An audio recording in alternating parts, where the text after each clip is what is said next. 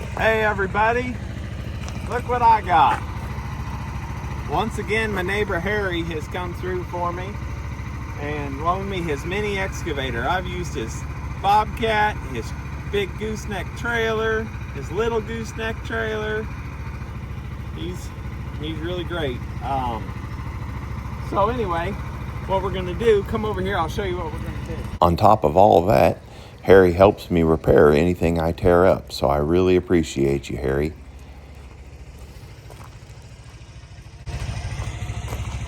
I'm gonna trench in on this orange line my conduit for my power, and we're gonna get power to the barn today.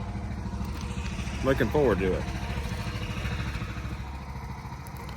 These little Chinese excavators are great because they're very cheap and they beat the heck out of a shovel. However, they are very top heavy and they can turn over very easily, so that is one thing to watch out for. So coming off of this steep trailer ramp is pretty nervous and has a pucker factor. I'm also trying to get used to the boom controls on this. Anybody that's used an excavator will already know what I'm talking about, but for those of you that are new to them, there are two types of controls, typically called Caterpillar controls or John Deere controls. I am used to John Deere controls. Everything like the Kubotas, the Bobcats, the John Deeres, obviously, cases, they all have John Deere controls, which are very intuitive. Basically, you're moving the hands the way you want the bucket and boom to move. For some reason, Caterpillar controls they feel dyslexic to me. I cannot get used to them. And this one is set up that way. It's just 4 hoses that I could switch real easy, but since it's not my machine, I'm trying just to learn it the way Harry has it set up, but I'm very tempted to switch it. Because Harry helps me out so much, I'd like to give him a shout out. He does large-scale scrap metal and demo projects for metal, so if you have anything like that needs a bid, get a hold of me and I'll get you a hold of him. Anywhere pretty much south of I-70 down to Arkansas and Missouri is about the range he goes. So this has Caterpillar controls, and I'm used to John Deere controls. Everything I've ever run has had the opposite controls. So when I push this way, I pull this way, I'm using my arm coming in and out. And when I go like that, that's the thing. But this is the opposite also. So I have to get used to this.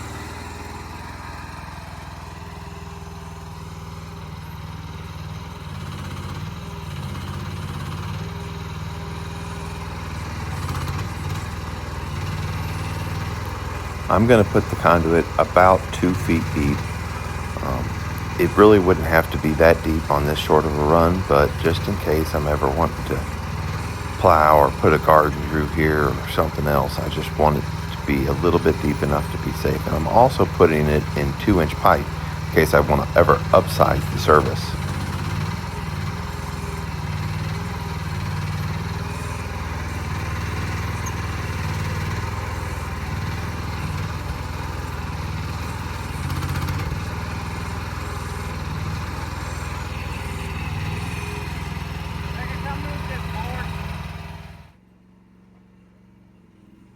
After I got the trench dug, I wanted to bring the excavator into the stalls so that I could level the ground and prepare to put some gravel in so that we could finish the interior division walls.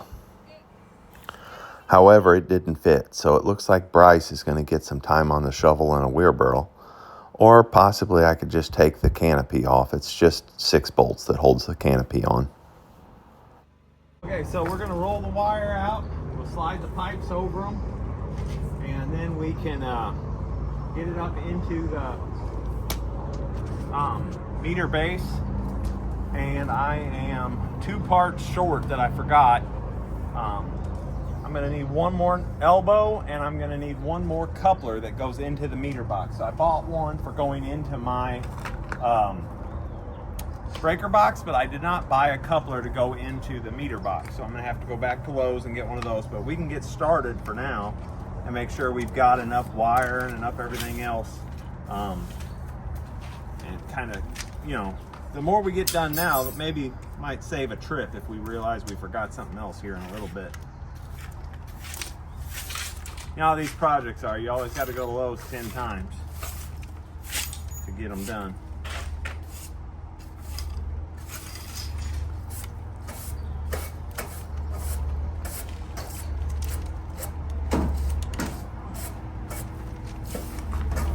Hold that back up. Whenever you're unrolling any type of hose or electrical wire or just about anything, fencing, you always want to unroll it like I'm doing here, hand over hand, and not spool it off, because the winds won't come out of it, the coiling. So if you did that here, you would never be able to shove it through the conduit.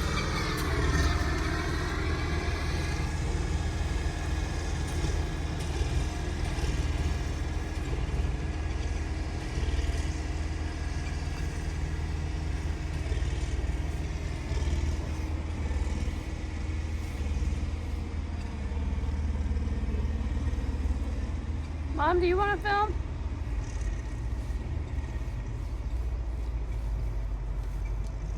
Mom, do you want to film? I'm just struggling. That's why I asked.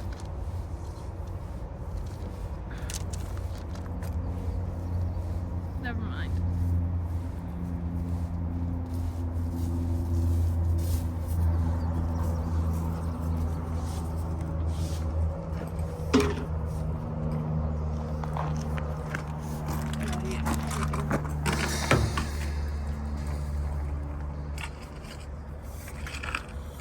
Oh.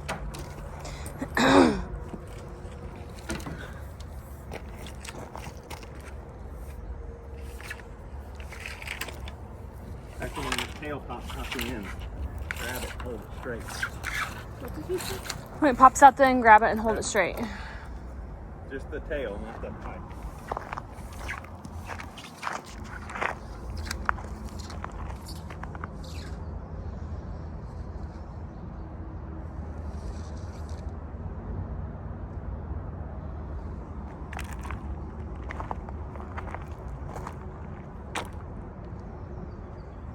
Make sure that I didn't just accidentally pull it out the other end of the first pipe.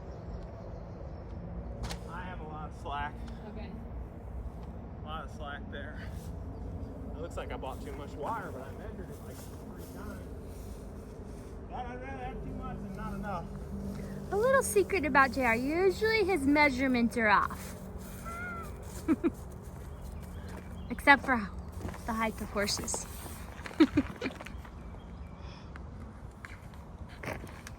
You can take that part out.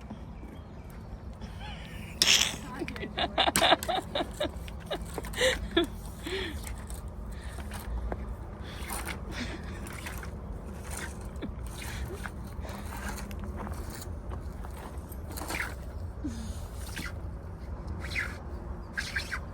don't think this helps me.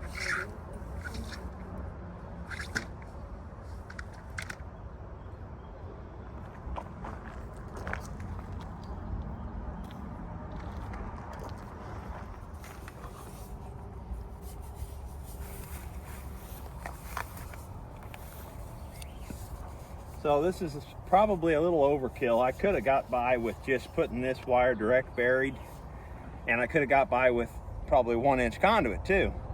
But if I ever want to upsize it to a 200 amp service, now I can pull this wire back out and upsize it if need be. I'm just putting a 100 amp service in because I never use all the circuits in a barn when I ended up putting them in. My barn up at the house, it's got room for 40 circuits, and I've only got 3 installed so far. So this barn's gonna have room for 12 circuits, and I'm sure I cannot come up with 12 reasons to have circuits in there. So that's plenty. There's 2 ways of doing this. You can have your pipe all glued, pull a string through, and then pull your wire through, or you can just, since it was a short run, you can just fish it through like I just did.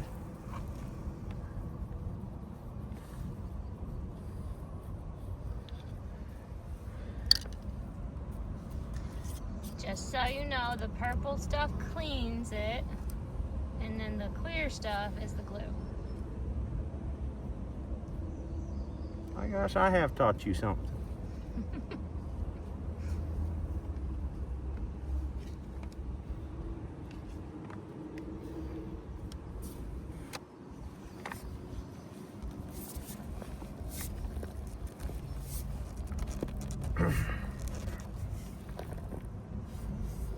For all they know, I may have taught you that. Well, I wouldn't have called it purple stuff. I would have called it primer. Yeah, but on the video, it's just easier if you say purple stuff. It is purple stuff. And if you get it on anything, it's permanently there.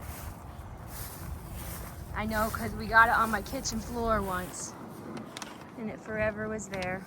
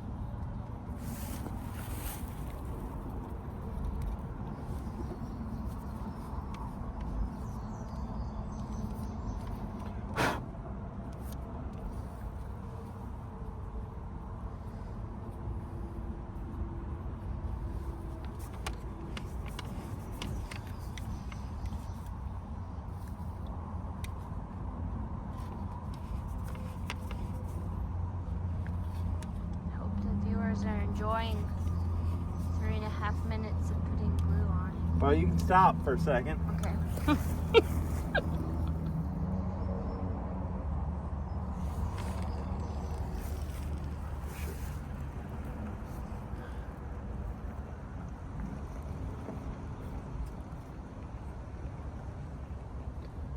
Okay, grab me the shovel, man. Okay, I've Got my 90s installed, the pipe installed. I cut 2 boards to hang the panel on. Put the coupler through and glued the pipe on. Run the wire up through it and then set it down on the 90 and glued it in. And then screwed the panel on. Now I'm starting with the ground wire, the neutral wire, ground wire, whatever you want to call it. And I'm going to put it into the grounding bus here. On a 3-wire like this, the one that you can use for ground has the yellow stripe, and the 2 power leads are solid black. That way, when we get to the pole, it's going to be important that I put the correct one into the grounding lead.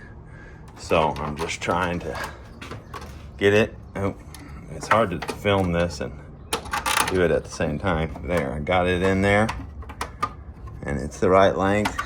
Trying to get it to where this will be really far back in the back so that everything can go around it in its own place. See how I've got it all the way back in this back corner. Now the one power leg will come up just like it and go into here. The other power leg, so you can have 220, will go up and around it and into this side. Then your breakers can go in here and your circuits. So that's what I'm doing, and I just gotta take and screw that down.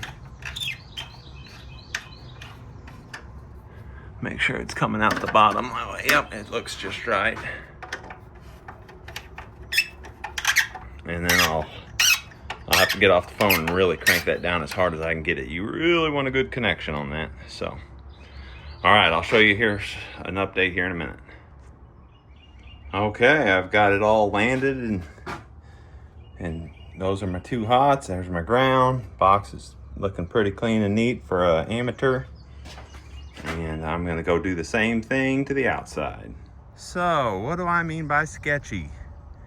Well, I have to do this hot, because yes, I can turn off my 200 amp power right here, which that's good, but up in here, I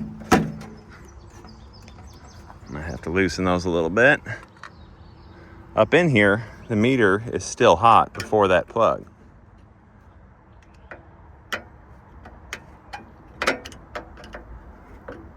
These were loose enough the other day that I could just take this front panel off.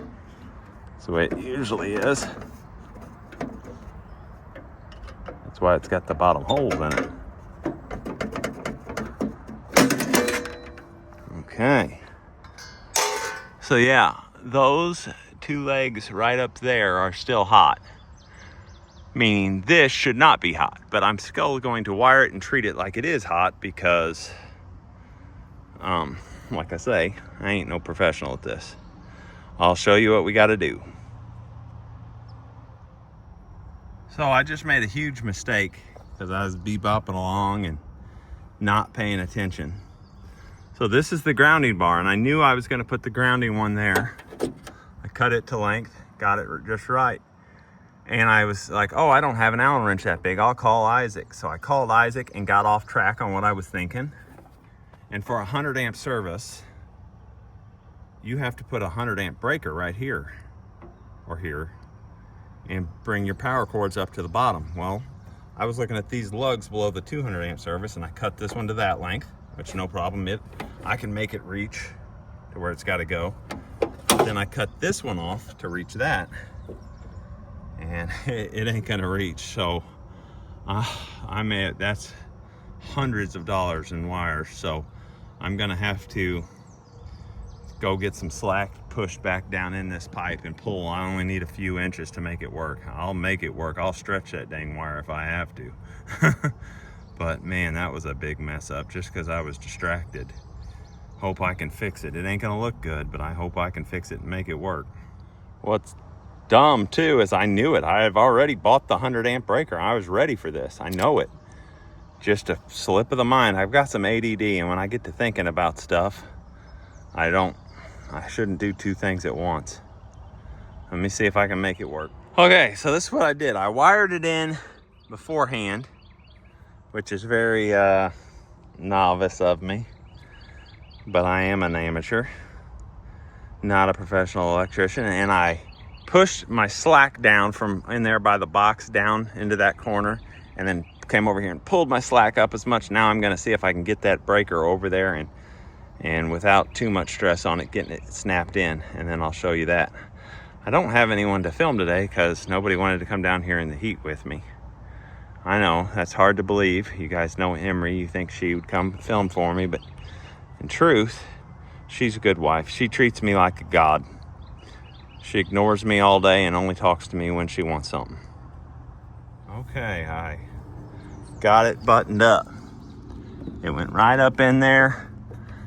Once I pushed it back down, the slack that I pulled up, I had that much slack, so it's actually not too tight.